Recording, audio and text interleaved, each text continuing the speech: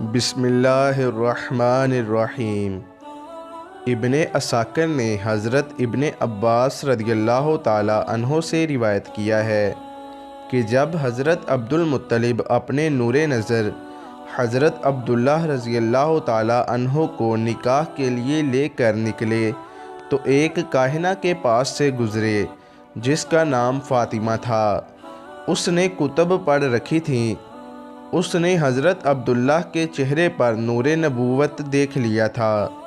اس نے کہا، اے نوجوان، مجھ سے نکاح کر لو، تمہیں 100 اونٹ دوں گی۔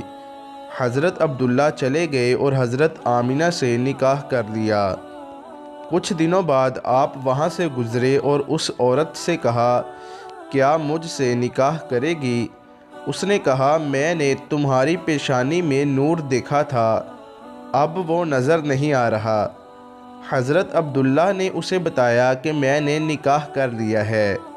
اس نے کہا، چلے جاؤ، اپنی زوجہ کو بتا دو کہ ان کے شکم میں روئے زمین کی بہترین ذات جلوہ گر ہو چکی ہے۔